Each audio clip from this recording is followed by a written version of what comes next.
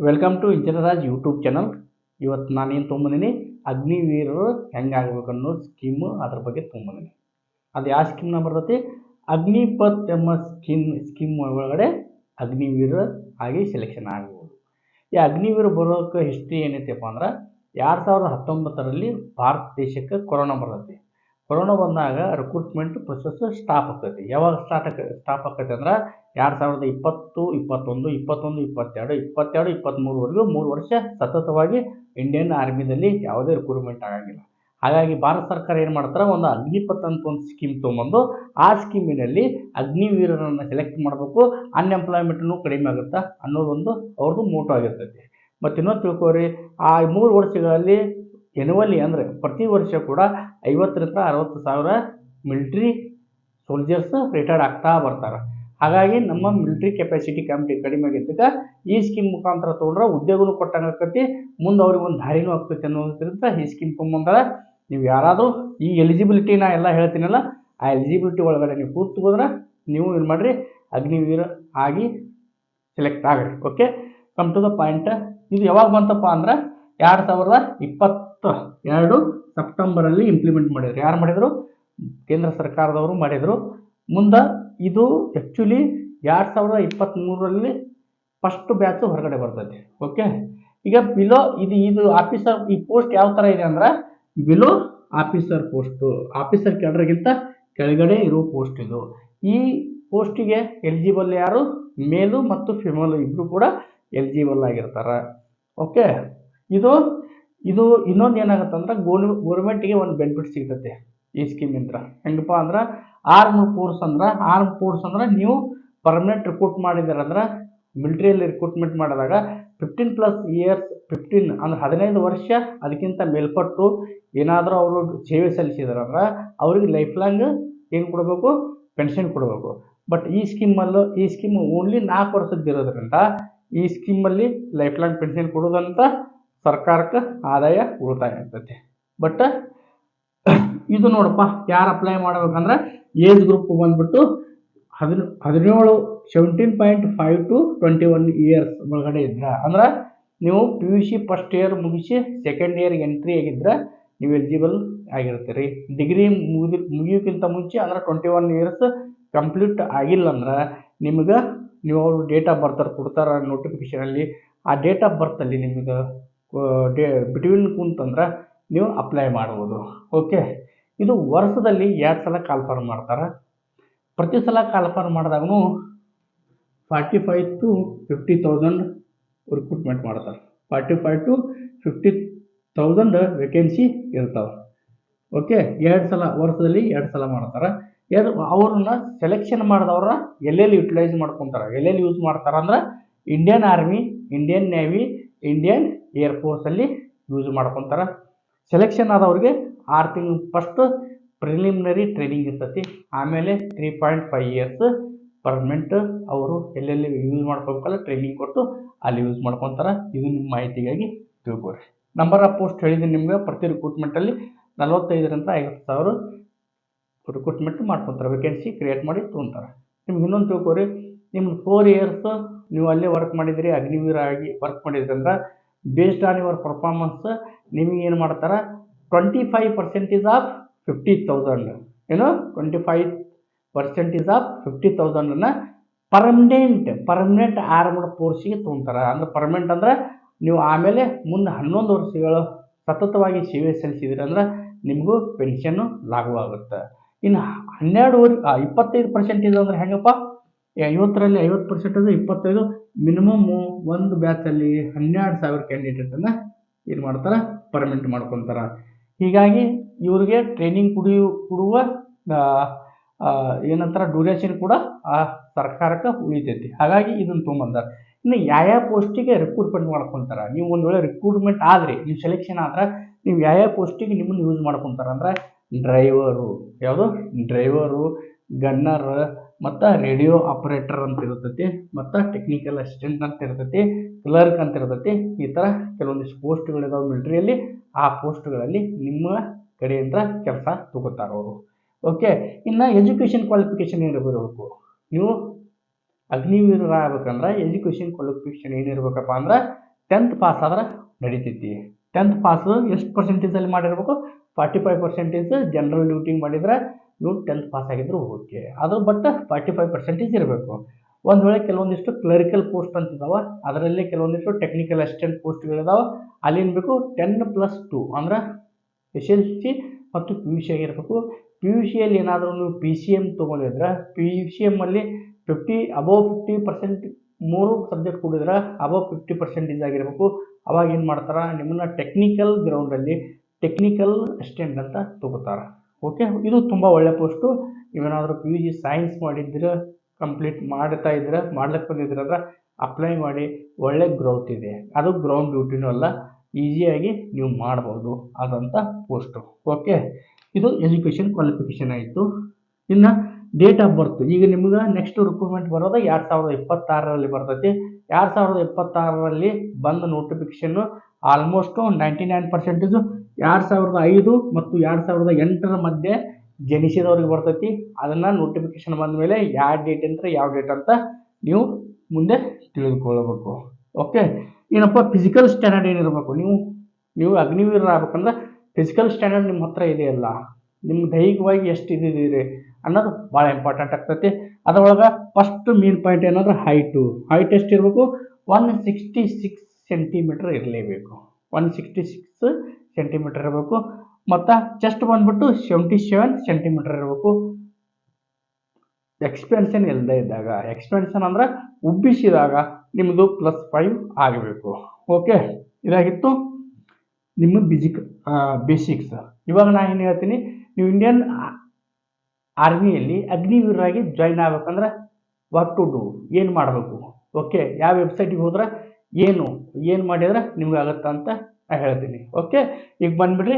Selection procedure ಯಾವ ಥರ ಇರ್ತೈತಪ್ಪ ಅಂದ್ರೆ 2 ಪೇಜಲ್ಲಿ ಆಗುತ್ತೆ. ಫಸ್ಟ್ ಒಂದು ರಿಜಿಸ್ಟ್ರೇಷನಲ್ಲಿ ಏನು ಮಾಡಬೇಕು? ನೀವು ಫಸ್ಟು www.indianarmy.nic.in ಅಲ್ಲಿ ಹೋಗಿ ರಿಜಿಸ್ಟ್ರೇಷನ್ ಮಾಡ್ಕೋಬೇಕು. ನೀವೆಲ್ಲ ರಿಜಿಸ್ಟ್ರೇಷನ್ ಮಾಡ್ಕೊಂಡಾಗ ಏನಾಗತ್ತೈತಿ, ನಿಮ್ಗೆ ಒಂದು ID ಕೊಡ್ತಾರೆ ಅವರು. ಈ ರಿಜಿಸ್ಟ್ರೇಷನ್ ಯಾವಾಗಿಂದ ಪ್ರಾರಂಭ ಆಗ್ತೈತೆ ಅಂದ್ರೆ ತಿಳ್ಕೊರಿ, 2026 ರಿಜಿಸ್ಟ್ರೇಷನ್ನು ಫೆಬ್ರವರಿ ಅಥವಾ ಏಪ್ರಿಲು ಮತ್ತು ಮೇ, ಫೆಬ್ರವರಿ, ಮಾರ್ಚ್, ಏಪ್ರಿಲು, ಈ 3 ತಿಂಗಳ ಒಳಗಡೆ ಇರ್ತೈತಿ, ಇನ್ ಬಿಟ್ವೀನೇ ಇರ್ತೈತಿ. ಹಾಗಾಗಿ ನೀವು ತಯಾರಿ ಪ್ರಾರಂಭ ಮಾಡಬೇಕು. ಮತ್ತು ಇನ್ನೊಂದು ಏನಂದ್ರೆ, ಮುಂಚೆ ಮಿಲಿಟ್ರಿ ರ್ಯಾಲಿಗಳನ್ನು ಮಾಡ್ತಿದ್ರು. ಮಿಲಿಟ್ರಿ ರ್ಯಾಲಿ ಮಾಡೋದ್ರಿಂದ ಉದ್ಯೋಗ ಆಕಾಂಕ್ಷಿಗಳು ಜಾಸ್ತಿ ಆಗಿರೋದ್ರಿಂದ ಅವ್ರನ್ನ ಸಂಭಾಳಿಸೋಕ್ಕಾಗ್ತಾಯಿಲ್ಲ, ಅವ್ರನ್ನ ಕಂಟ್ರೋಲ್ ಮಾಡೋಕ್ಕಾಗ್ತಾಯಿಲ್ಲ ಅಂತ 2024ರಿಂದ ಏನು ಮಾಡಿದರು? ಫಸ್ಟು ಕಾಮನ್ ಎಂಟ್ರನ್ಸ್ ಎಕ್ಸಾಮಿನೇಷನ್ ಅಂದರೆ ನೀವು ರಿಜಿಸ್ಟ್ರೇಷನ್ ಮಾಡಬೇಕು. ರಿಜಿಸ್ಟ್ರೇಷನ್ ಫೀಸ್ ಕೂಡ ಇದೆ. ಎಷ್ಟಿದೆ ಅಂದರೆ 250 ರೂಪೀಸ್ ಇದೆ. 250 ರೂಪೀಸ್ ಕೊಟ್ಟು ನೀವು ರಿಜಿಸ್ಟ್ರೇಷನ್ ಮಾಡಿದ್ರೆ ನಿಮಗೆ ಕೆಲವೊಂದಿಷ್ಟು ಸೆಂಟರ್ಗಳಲ್ಲಿ ಏನು ಮಾಡ್ತಾರೆ? ಎಕ್ಸಾಮ್ ಕಂಡಕ್ಟ್ ಮಾಡ್ತಾರೆ. ಎಕ್ಸಾಮಿನ ಹೆಸರೇನು? Common entrance examination followed by typing examination. ಒಂದು ವೇಳೆ ನೀವು ಕ್ಲರ್ಕಿ ಕೂಡ ಹಾಕಿದ್ರಿ ಅಂದ್ರೆ ಟೈಪಿಂಗ್ ಕೂಡ ನಿಮ್ಗೆ ಮಾಡಿಸ್ತಾರೆ. ಫಸ್ಟ್ ಫೇಸಲ್ಲಿ ಇದು ಇರ್ತೈತಿ. ಏನು? ಫಸ್ಟು ರಿಜಿಸ್ಟ್ರೇಷನ್ ಮಾಡಿಸ್ಬೇಕು. ರಿಜಿಸ್ಟ್ರೇಷನ್ ಎಲ್ಲಿ ಹೋಗಿ ಮಾಡಿಸ್ಬೇಕು? www.indianarmy.nic.in ಇಲ್ಲಿ ಬರೆದಿದ್ದೀನಿ.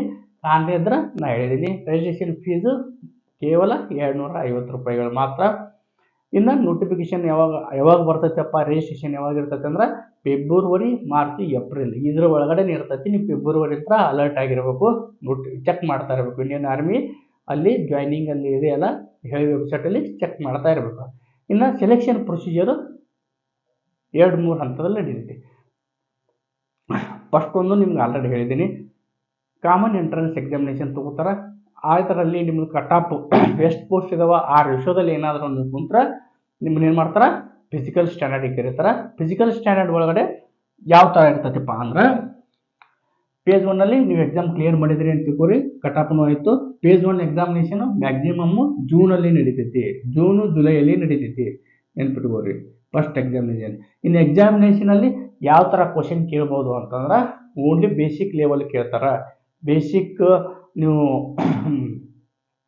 ಇಂಗ್ಲೀಷ್ ತೊಗೊಂಡ್ಬಿಟ್ರೆ ಆರ್ಟಿಕಲ್ ಹೆಂಗೆ ಯೂಸ್ ಮಾಡ್ತಾರೆ, ಆರ್ಟಿಕಲ್ ಹೆಂಗೆ ಯೂಸ್ ಮಾಡ್ತಾರೆ, ವೊವೆಲ್ಸ್ ಹೆಂಗೆ ಯೂಸ್ ಮಾಡ್ತಾರೆ ಇಂಥ ಬೇಸಿಕ್ ಕ್ವಶನ್ ಇರ್ತಾವೆ. ಗ್ರಾಮರ್ ಪಾರ್ಟ್ ಆಫ್ ವ್ಯೂ ಅದನ್ನು ನೀವು ಟ್ರೈ ಮಾಡಬೇಕು. ಮ್ಯಾಥಮೆಟಿಕ್ಸಲ್ಲಿ ಕೂಡ ತುಂಬ ಈಸಿ ಇರ್ತಾವೆ. ಅದು ಬಿಟ್ಟರೆ ಸೈನ್ಸ್, ಜನರಲ್ ಸೈನ್ಸ್ ಎಲ್ಲ ತುಂಬ ಒಂದು ನಾರ್ಮಲ್ ಲೆವೆಲ್ಲಿಗೆ ಕ್ವಶನ್ಸ್ಗಳನ್ನು ತೆಗೆದಿರ್ತಾರೆ. ನೀವು ಈಸಿಯಾಗಿ ಅಗ್ನಿವೀರರ ಆಗ್ಬೋದು. Okay, come to the next point. Next point ಯಾವುದಪ್ಪ ಅಂದ್ರೆ ಪೇಜ್ 1 ಕ್ಲಿಯರ್ ಮಾಡಿದರೆ ನಿಮ್ಮ ಕಟಾಪ್ ಸಿಕ್ಕಿಬಿಡುತ್ತೆ ನಿಮ್ಗೆ. ಅಂದ್ರೆ ಕಟಾಪಲ್ಲಿ ಕುಂತ್ರೆ ನಿಮ್ಮ ಮೆರಿಟ್ ಲಿಸ್ಟಲ್ಲಿ ಬಂದುಬಿಟ್ರಿ. ಅವಾಗ ಏನು ಮಾಡಬೇಕು, ಪೇಜ್ 2 ಅಲ್ಲಿ ಏನದ ರ್ಯಾಲಿ ಮಾಡ್ತಾರೆ. ಅದಕ್ಕೆ ಡೇಟ್ ಕೊಡ್ತಾರೆ, ಟೈಮಿಂಗ್ ಕೊಡ್ತಾರೆ. ನೀವು ಖುದ್ದಾಗಿ ಹಾಜರಾಗಬೇಕು.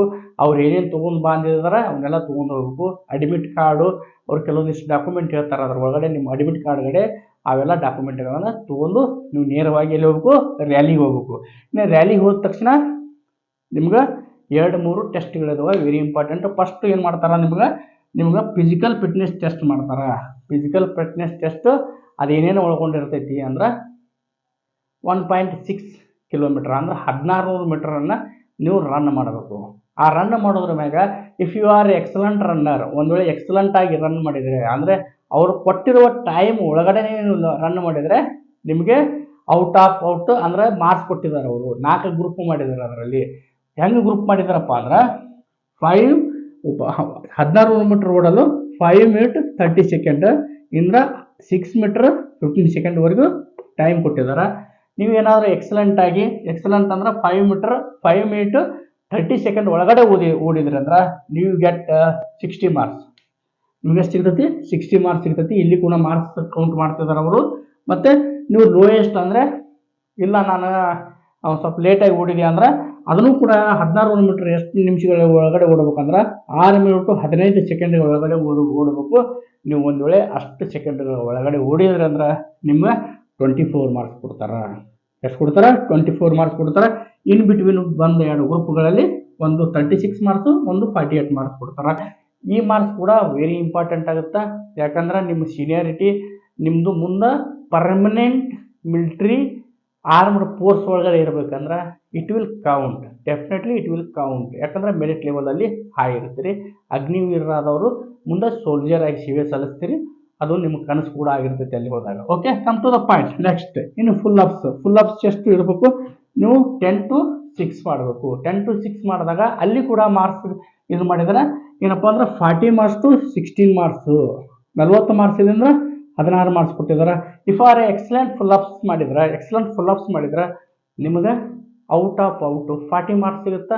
You will get more merit in the list. Okay, come to the point. ಇನ್ನು ಇಲ್ಲಪ್ಪ ನಾ ಏನೂ ಮಾಡಿಲ್ಲ, ಪುಷಪ್ ನನಗೆ ಬರೋದಲ್ಲ ಅಂತಂದ್ರೆ ನೀವೊಂದು ಮಿನಿಮಮ್ ಆದರೂ 6 ಪುಷಪ್ಸ್ ಮಾಡಲೇಬೇಕು. ಈ ಪುಷಪ್ ಮಾಡೋದ್ರಿಂದ ನಿಮ್ಗೆ ಏನು ಬರ್ತದೆ, 16 ಮಾರ್ಕ್ಸ್ ಸಿಗ್ತಾವೆ.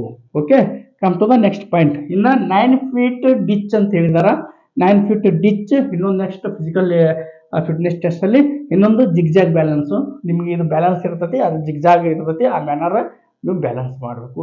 ಈ ಬ್ಯಾಲೆನ್ಸ್ ಮಾಡೋದು ಹೆಂಗಪ್ಪ, ಅದು ನೀವು ಕರಗದ್ದಾಗಿರ್ಬೇಕು. ಮಿಲಿಟ್ರಿ ಅಂದ್ರೆ ಸಾಮಾನ್ಯದ ಮಾತಲ್ಲ. ಓಕೆ, ಇವೆರಡು ಎಕ್ಸಾಮ್ ಏನಪ್ಪ, ಇವು ಓನ್ಲಿ ಕ್ವಾಲಿಫೈಯಿಂಗ್. ಇದನ್ನು ನೀವು ಮಾಡಬೇಕು. ಇದಕ್ಕೆ ಯಾವುದೇ ಮಾರ್ಕ್ಸ್ಗಳನ್ನು ಅಲೌಟ್ ಮಾಡಿಲ್ಲ. ರಿಕ್ರೂಟ್ಮೆಂಟ್ ಪ್ರೊಸೆಸ್ಸಲ್ಲಿ ಯಾವುದೇ ಅಲೌಟ್ ಮಾಡಿಲ್ಲ. Come to the next point. ಇನ್ನು ಮೆಡಿಕಲ್ ಎಕ್ಸಾಮಿನೇಷನ್ ನೀವು ಇವನ್ನೆಲ್ಲಾನು ಕ್ವಾಲಿಫೈ ಆಗಿದ್ರಿ, ಮೆರಿಟಲ್ಲಿ ಬಂದ್ರಿ, ಫಿಸಿಕಲ್ ಟೆಸ್ಟಲ್ಲಿ ನೀವು ಕ್ವಾಲಿಫೈ ಆದ್ರೆ ನೀವು ಮೆಡಿಕಲ್ ಮಾಡ್ತಾರೆ. ಮೆಡಿಕಲ್ ಮಾಡಿದ್ರೆ ನಿಮ್ಮದು ಹೈಟ್ ಟು ವೇಟ್ ರೇಷೋದಲ್ಲಿ ಇರಬೇಕು. ಅಂದರೆ 166ಗೆ ಇಷ್ಟೇ ಈ ಹೈಟಿಗೆ ಇಷ್ಟು ವೇಟ್ ಇರ್ಬೇಕು ಅಂತ ಇರುತ್ತೆ. ಯಾಕಂದ್ರೆ ಒಬ್ಬೊಬ್ರು ಏನು ಮಾಡಿರ್ತಾರೆ, ಉದ್ದಾಗಿ ಬೆಳೆದಿರ್ತಾರೆ, ಮೈಯಲ್ಲಿ ಏನೂ ಇರೋಂಗಿಲ್ಲ, ವೇಟ್ ಕಡಿಮೆ ಬರ್ತೈತಿ. ಅಂಥವ್ರು ಕೂಡ ಅವರು ಸೆಲೆಕ್ಷನಲ್ಲಿ ತೊಗೊಳ್ಳೋದಿಲ್ಲ. ಹೈಟು ಮತ್ತು ವೇಟು ಪ್ರೊಫೆಷ್ನಲ್ ಇರಬೇಕು. ಆ ಚಾರ್ಟ್ ಕೂಡ ನೋಟಿಫಿಕೇಷನಲ್ಲಿ ಕೊಟ್ಟಿರ್ತಾರೆ, ಒಂದ್ಸಲ ಚೆಕ್ ಮಾಡ್ಕೋರಿ. ನೀವು ವೇಟ್ ಗೇನ್ ಕೂಡ ಮಾಡ್ಬೋದು, ವೇಟ್ ಲಾಸ್ ಕೂಡ ಮಾಡ್ಬೋದು. ಅದಕ್ಕೇನು ಚಿಂತೆ ಬೇಡ. ಫಿಸಿಕಲ್ ಟ್ರೈನಿಂಗ್ ಇದಾವೆ, ಅಲ್ಲೇ ನೀವು ಒಂದ್ಸಲ ನೋಡ್ಕೋಬೋದು. Come to the next point, what to do next. ನಿಮ್ಮದು ಸ್ಯಾಲ್ರಿ ಯಾವ ಥರ ಇರ್ತೈತಿ, ಇದೆಲ್ಲ ಮಾಡ್ಕೊಂಬಂದ್ರಿ. ಮೆಡಿಕಲ್ ಆಯಿತು, ನೀವೇನು ಮಾಡ್ತೀರಿ, ನೀವು ಜಾಯ್ನ್ ಆಗ್ತೀರಿ. ಅದೇ ಅಗ್ನಿವೀರರಾಗಿ ಜಾಯ್ನ್ ಆಗ್ತೀರಿ. ಫಸ್ಟ್ 6 ಮಂತ್ಸ್ ನಿಮ್ಮ ಟ್ರೈನಿಂಗ್ ಪೀರಿಯಡ್ ಇರ್ತೈತಿ. 3.5 ವರ್ಷ ನಿಮ್ಮದು ಪರ್ಮನೆಂಟ್ ಆ್ಯಸ್ ಎ ಅಗ್ನಿವೀರಾಗಿ ವರ್ಕ್ ಮಾಡ್ತೀರಿ. ಅದ್ರೊಳಗೆ ಸ್ಯಾಲ್ರಿ ಯಾವ ಥರ ಇರ್ತೈತಪ್ಪ ಅಂದ್ರೆ, ನಿಮ್ಮ ಫಸ್ಟ್ ವರ್ಷದ ಸ್ಯಾಲ್ರಿ ಹೆಂಗಂದ್ರೆ 30,000 ನಿಮ್ಮ ಸ್ಯಾಲ್ರಿ ಇರ್ತೈತಿ. ಅದ್ರೊಳಗಡೆ ಕಟ್ಟಾಗಿ ಡಿಡಕ್ಷನ್ ಆಗಿ ಇನ್ ಹ್ಯಾಂಡ್ ಎಷ್ಟು ಬರ್ತೈತಿ, 21,000 ಪರ್ ಮಂತ್ ಬರ್ತೈತಿ. ಎಷ್ಟು ಬರ್ತೈತಿ, 21,000 ಪರ್ ಮಂತ್ ಬರ್ತೈತಿ. Come to the next year second ಇಯರಲ್ಲಿ 33,000 ರುಪೀಸ್ ಸ್ಯಾಲ್ರಿ ಇರ್ತೈತಿ. ನಿಮ್ಗೆ ಇನ್ ಹ್ಯಾಂಡ್ ಟೇಕ್ ಹೋಮ್ ಎಷ್ಟು ಇರ್ತೈತಿ? 23,000 ಇರ್ತೈತಿ. Okay, come to the third year ನಿಮಗೆ 36,500 ಇರ್ತೈತಿ. ಅವಾಗ ನಿಮ್ಗೆ ಇನ್ ಹ್ಯಾಂಡ್ ಸ್ಯಾಲ್ರಿ ಎಷ್ಟು ಇರ್ತೈತಿ? 25,500 ಇರ್ತೈತಿ. ಫೋರ್ತ್ ಇಯರ್ ಏನಪ್ಪಾ ಅಂದ್ರೆ 40,000 ನಿಮ್ಗೆ ಸ್ಯಾಲ್ರಿ ಮಾಡ್ತಾರ. 28,000 ನಿಮ್ಗೆ ಟೇಕ್ ಹೋಮ್ ಸ್ಯಾಲ್ರಿ ಇರ್ತೈತಿ. ಇವಾಗ ಒಂದು ನೆನಪಿಟ್ಕೋರಿ, all 4 years you have completed in as a Agniveer. Okay, Agniveer ಆಗಿ ಕಂಪ್ಲೀಟ್ ಮಾಡಿದ್ದೀರಿ. ಒಂದು ವೇಳೆ ಬೈ ಚಾನ್ಸ್ ನೀವು ಅಲ್ಲಿಗೆ ಅಂದ್ರೆ ಎಕ್ಸಿಟ್ ಆಗ್ಬಿಟ್ರಿ ಅಂದ್ರೆ ನಾ ಹೇಳಿದ್ದೀನಿ, ಪ್ರತಿ ರಿಕ್ರೂಟ್ಮೆಂಟಲ್ಲಿ 25% ಆಫ್ ಕ್ಯಾಂಡಿಡೇಟ್ನ ಪರ್ಮನೆಂಟ್ ಸೋಲ್ಜರ್ ಆಗಿ ತೊಗೋತಾರೆ ಅಂತೇಳಿ. ಪರ್ಮನೆಂಟ್ ಆಗಿ ಸೋಲ್ಜರ್ ಆಗಿ ತೊಗೊಂಡ್ರೆ ವೆಲ್ ಆ್ಯಂಡ್ ಗುಡ್. ಒಂದು ವೇಳೆ ಇಲ್ಲಪ್ಪ ಅಂತಂದ್ರೆ, ಇಲ್ಲ ನೀವು ಎಕ್ಸಿಟ್ ಆಗಬೇಕು ಇವಾಗ ಅಂದರೆ 4 ಇಯರ್ಸ್ ಕಂಪ್ಲೀಟ್ ಆಯಿತು, ಅಗ್ನಿವೀರಾಗಿ ಹೊರಗೆ ಎಕ್ಸಿಟ್ ಆಗ್ಬೇಕಂದ್ರೆ ನಿಮಗೆ ಗೋರ್ಮೆಂಟ್ ಅದವರು ನೀವು ಯಾವುದಾದ್ರೂ ಬಿಸ್ನೆಸ್ ಮಾಡಲಿ, ಎಂಟರ್ಪ್ರಿನರ್ ಮಾಡಿರಿ, ಅಥವಾ ನಿಮ್ಮ ಮುಂದಿನ ಭವಿಷ್ಯಕ್ಕಾಗಿ ಕೆಲವೊಂದಿಷ್ಟು ಲಂಸಮ್ ಅಮೌಂಟ್ ಕೊಡ್ತಾರೆ. ಎಕ್ಸಿಟ್ ಟೈಮ್ನಲ್ಲಿ ಎಷ್ಟಪ್ಪ ಅಂದ್ರೆ 10.04 ಲ್ಯಾಕ್ ಯಾವುದೇ ಸೇವಾ ನಿಧಿ ಪ್ಯಾಕೇಜ್ ಅಂತ ಹೇಳಿ ಕೊಡ್ತಾರೆ. ಏನು ಕೊಡ್ತಾರೆ? ಸೇವಾ ನಿಧಿ ಪ್ಯಾಕೇಜ್ ಅಂತ ಕೊಡ್ತಾರೆ. ಇದು ಎಕ್ಸ್ಕ್ಲೂಡಿಂಗ್ ಇಂಟ್ರೆಸ್ಟು ಅಂದ್ರೆ ಇಂಟ್ರೆಸ್ಟ್ ಹೊರತಾಗಿ. ಇಂಟ್ರೆಸ್ಟ್ ಇಲ್ಲ ಇದಕ್ಕೆ. ಒಂದು ವೇಳೆ ಇಂಟ್ರೆಸ್ಟ್ ಇತ್ತಂದ್ರೆ 11,54,000 ಇದು ಏನೋ ಅಮೌಂಟ್ ಬರುತ್ತಾ. ಈ ಅಮೌಂಟು ನೀವು ನಿಮ್ಮ ಭವಿಷ್ಯವನ್ನು ಕಟ್ಟಿಕೊಳ್ಳೋದು ಸಹಕಾರಿಯಾಗುತ್ತೆ. ಓಕೆ, ಈಗ ಅಗ್ನಿವೀರ ಆಗಬೇಕಪ್ಪ ಅಂತಂದ್ರೆ ಇಷ್ಟೆಲ್ಲ ಪ್ರೊಸೀಜರು, ಇಷ್ಟೆಲ್ಲ ಇದಾವ. ಓಕೆ, ನೀವು ಅಗ್ನಿವೀರಾಗಿ ಹೊರಗಡೆ ಬಂದ್ರಿ. ಇವಾಗ ಹೊರಗಡೆ ಬಂದ್ರೆ ಕೆಲವೊಂದಿಷ್ಟು ಗೋರ್ಮೆಂಟ್ಗಳು, ಕೆಲವೊಂದಿಷ್ಟು ಇಲಾಖೆಗಳು ನಿಮಗಂತೇಳಿ ಸ್ಪೆಷಲ್ ರಿಸರ್ವೇಷನ್ ಕೊಟ್ಟಿದ್ದಾರೆ. ಯಾವುದೋ ಒಂದು ರಿಕ್ರೂಟ್ಮೆಂಟ್ ಕರೆದಾರ ಅಂದ್ರೆ ಸ್ಪೆಷಲ್ ರಿಸರ್ವೇಷನ್ ಕೊಟ್ಟಿದ್ದಾರೆ. ಯಾರ್ಯಾರು ಕೊಟ್ಟಿದ್ದಾರೆ ಅಂತ ಕೈ ನೋಡ್ಕೊಂಬರೋಣ. ಆ್ಯಕ್ಚುಲಿ ನಾವು ಕರ್ನಾಟಕದವರು, ಬಟ್ ನಾವು ಕರ್ನಾಟಕಕ್ಕೆ ಯಾವ್ದು ಅಪ್ಲೈ ಆಗುತ್ತೆ ಅದನ್ನು ಆಮೇಲೆ ಹೇಳ್ತೇನೆ. ಫಸ್ಟ್ ಹೇಳ್ತೀನಿ, ಜಮ್ಮು ಆ್ಯಂಡ್ ಕಾಶ್ಮೀರದವರು 10% ಪೊಲೀಸ್ ರಿಕ್ರೂಟ್ಮೆಂಟಲ್ಲಿ ಕೊಟ್ಟಿದ್ದಾರೆ. ಹರಿಯಾಣದವರು ಕೂಡ 10% ಕೊಟ್ಟಿದ್ದಾರೆ. ಒಡಿಶಾದವರು 10% ಕೊಟ್ಟಿದ್ದಾರೆ. ಏನು ಮಾಡಿದ್ದಾರೆ? ಕೊಟ್ಟಿದ್ದಾರೆ. Okay, come to the Karnataka point of view. ಕರ್ನಾಟಕದಲ್ಲಿ ಏನಪ್ಪ ನಾವು ಇದಕ್ಕೆ ಎಲಿಜಿಬಲ್ ಇದೀವಿ ಅಂದ್ರೆ CISF. ಯಾವುದು? Central industrial security force. Last time ನಿಮ್ಗೆ SSC GDಯಲ್ಲಿ ಹೇಳಿದ್ದೀನಿ, 25,000 ಕರೆದಿದ್ದಾರೆ. ಡೋಂಟ್ ಫಾರ್ಗೆಟ್ ಟು ಅಪ್ಲೈ ಅಂತ ಹೇಳಿದ್ದೀನಿ. ಅಪ್ಲೈ ಮಾಡಿರಿ. ಅಲ್ಲಿ ನೋಡ್ರಿ, ಅಲ್ಲಿ ಕೂಡ 10% ಏನು ಮಾಡಿದಾರೆ? ರಿಸರ್ವೇಷನ್ ಕೊಟ್ಟಿದ್ದಾರೆ. ಪ್ಲಸ್ ಏಜ್ ರಿಲ್ಯಾಕ್ಸೇಷನ್ ಕೂಡ ಕೊಟ್ಟಿದ್ದಾರೆ. ಈಗ ಕೊಟ್ಟಿದ್ದಾರೆ ಅದು SSC ಬೇಸು +2 ಬೇಸ್ ಇರೋದ್ರಿಂದ ಏಜ್ ಕೂಡ ನಿಮಗೆ ಕೆಲವೊಂದು ಸಲ ನೀವು 21 ಹೋದಾಗ ಅಲ್ಲಿ 25 ಇಯರ್ಸ್, 4 ಇಯರ್ಸ್ ಅಲ್ಲಿ ಕಂಪ್ಲೀಟ್ ಮಾಡಿದರೆ 25 ಇಯರ್ಸ್ ಆಗ್ತೈತಿ. ಒಂದು ವೇಳೆ ಏಜಲ್ಲಿ ಅಲ್ಲಿ ಕುತ್ಕೊಳ್ಳಿಲ್ಲ ಅಂದ್ರೆ ನಿಮ್ಗೆ ಏಜ್ ರಿಲ್ಯಾಕ್ಸೇಷನ್ ಕೂಡ ಕೊಟ್ಟಿದ್ದಾರೆ. ಯಾರು? CISF. ನೆನಪಿಟ್ಕೋರಿ. ನಾನು ಹೇಳಿದ್ದೀನಿ, SSCಯಲ್ಲಿ ಕರೆದಿರುವಂಥ 25,000 ಪೋಸ್ಟ್ಗಳಲ್ಲಿ 15,000 ಪೋಸ್ಟ್ಗಳು CISF ಅಲ್ಲಿದ್ದಾವ. ಒಳ್ಳೆ ಪೋಸ್ಟ್ ಅಂತ ಇವಾಗ ಆಗಲೇ ಹೇಳಿದ್ದೀನಿ. ಆ ವಿಡಿಯೋ ನೋಡಿಲ್ಲ ಅಂದ್ರೆ ಹೋಗಿ ನೋಡ್ಕೊಂಡು ಬರ್ರಿ. ಅದಕ್ಕೆ ಹೆಂಗೆ ಅಪ್ಲೈ ಮಾಡೋದು ಮುಂದಿನ ದಿನಮಾನದಲ್ಲಿ ಹೇಳ್ತೀನಿ ನಾನು ಮತ್ತೆ. Come to the next point. ಇನ್ನೊಂದು ಯಾವುದಪ್ಪ ಪಾಪ್ಯುಲರ್ ಕ್ಯಾಟಗರಿ ಯಾವುದಪ್ಪ ಅಂದ್ರೆ ರೈಲ್ವೆ ಪ್ರೊಟೆಕ್ಷನ್ ಫೋರ್ಸ್, RPF ದವರು ಕೂಡ 10% ರಿಸರ್ವೇಷನ್ ಕೊಟ್ಟಿದ್ದಾರೆ. ಯಾರಿಗೆ? ಅಗ್ನಿವೀರದವರಿಗೆ. ಹಾಗಾಗಿ ಪ್ಲಸ್ ಏಜ್ ರಿಲ್ಯಾಕ್ಸೇಷನ್ ಕೂಡ ಕೊಟ್ಟಿದ್ದಾರೆ. ಇದು ಎದಕ್ಕೆ ಕೊಟ್ಟರ ಅನ್ನೋದು ನಿಮ್ಗೆ ಬರ್ತಾಯಿತ್ತು. ಯಾಕಂದ್ರೆ 2019ರಲ್ಲಿ ಪ್ಯಾಂಡಮಿಕ್ ಕೊರೋನಾ ವೈರಸ್ ಬಂತು. 3 ಇಯರ್ಸ್ ರಿಕ್ರೂಟ್ಮೆಂಟ್ ಆಗಲಿಲ್ಲ. ಆಮ್ಯಾಗ ಅಗ್ನಿಪಥ್ ಅನ್ನೋ ಸ್ಕೀಮ್ ತೊಗೊಂಬಂದರು ಸೆಂಟ್ರಲ್ ಗೌರ್ಮೆಂಟ್ ಅವರು. ಅಗ್ನಿಪಥ್ ಸ್ಕೀಮಲ್ಲಿ ಅಗ್ನಿವೀರರ ನೇಮಕಾತಿ ಆಗುತ್ತೆ. ನಿಮ್ಗೆ ಯಾವುದೇ ಡೌಟ್ ಇದ್ದರೆ ಕಮೆಂಟ್ ಮಾಡಿರಿ, ಅದಕ್ಕೆ ರಿಪ್ಲೈ ಕೊಡ್ತೀನಿ. ಇದು ಕೂಡ ಒಂದು ನೌಕರಿ ಇಲ್ಲದವರಿಗೆ ಒಳ್ಳೆಯ ಜಾಬು. ಮುಂದಿನ ದಿನಮಾನದಲ್ಲಿ ಎಲ್ಲ ಗೋರ್ಮೆಂಟ್ಗಳು ರಿಸರ್ವೇಷನ್ ಕೊಟ್ಟು ಇದನ್ನು ಮಾಡ್ತಾರೆ. ಕೆಲವೊಂದಿಷ್ಟು ಪ್ರೈವೇಟ್ ಇಂಡಸ್ಟ್ರಿಗಳು ಕೂಡ ಏನು ಮಾಡಿದಾವೆ? ಅಗ್ನಿವೀರರಾಗಿ ಎಕ್ಸಿಟ್ ಆಗಿ ಹೊರಗಡೆ ಬಂದವ್ರನ್ನ ಸೆಕ್ಯೂರಿಟಿ ಫೋರ್ಸಲ್ಲಿ ತಗೋತಾ ಇದ್ದಾರೆ. ಅಲ್ಲಿ ಕೂಡ ಕೆಲವೊಂದಿಷ್ಟು ಕಂಪ್ನಿಗಳಲ್ಲಿ ಒಳ್ಳೆ ಸ್ಯಾಲ್ರಿ ಸಿಗ್ತಾವೆ. ಸ್ಟೀಲ್ ಪ್ಲ್ಯಾಂಟ್ ಇರ್ಬೋದು, ರಿಲಯನ್ಸ್ ಇಂಡಸ್ಟ್ರಿ ಇರ್ಬೋದು, ಕೆಲವೊಂದಿಷ್ಟು ಪೋಸ್ಟ್ಗಳು ಹಿಂದೂಸ್ತಾನ್ HPCL ಇರ್ಬೋದು, ಅಲ್ಲೆಲ್ಲ ಒಳ್ಳೆ ಪ್ಯಾಕೇಜ್ ಸಿಗ್ತೈತಿ. ಮತ್ತು ಮುಂದಿನ ದಿನಮಾನದಲ್ಲಿ ಒಳ್ಳೆ ಗ್ರೌತ್ ಕೂಡ ಇರ್ತೈತಿ. ಅಲ್ಲಿ ಕಲಿತು ಬಂದ ಡಿಸಿಪ್ಲಿನಿಂದ ನಿಮ್ಮ ಜೀವನ ಮತ್ತಷ್ಟು ಉಜ್ವಲ ಆಗಬಹುದು. ಈಗ ಏನಪ್ಪ ಅಂದ್ರೆ ಬಿಲೋ ಆಫೀಸರ್ ಕ್ಯಾಡರ್ ಲೆವೆಲ್ ಇರ್ತೈತಿ. ಬಟ್ ಇದು ಕೂಡ ತುಂಬ ಹ್ಯೂಜ್ ನಂಬರಲ್ಲಿ ವರ್ಷದಲ್ಲಿ 2 ಸಲ ರಿಕ್ರೂಟ್ಮೆಂಟ್ ಆಗುತ್ತಾ. ತಪ್ಪದೇ ಅಪ್ಲೈ ಮಾಡಿ ರಿಜಿಸ್ಟ್ರೇಷನ್ ಮಾಡಿಕೊಂಡು ಕರ್ನಾಟಕದವರು ಆದಷ್ಟು ಏನು ಮಾಡಬೇಕು, ಸೆಲೆಕ್ಷನ್ ಆಗಬೇಕು. ಮತ್ತೆ ಮುಂದಿನ ವಿಡಿಯೋದೊಂದಿಗೆ ಮತ್ತೊಂದು ಮಾಹಿತಿಯೊಂದಿಗೆ ನಿಮ್ಮ ಮುಂದೆ ಬರುತ್ತೇನೆ. ಧನ್ಯವಾದಗಳು.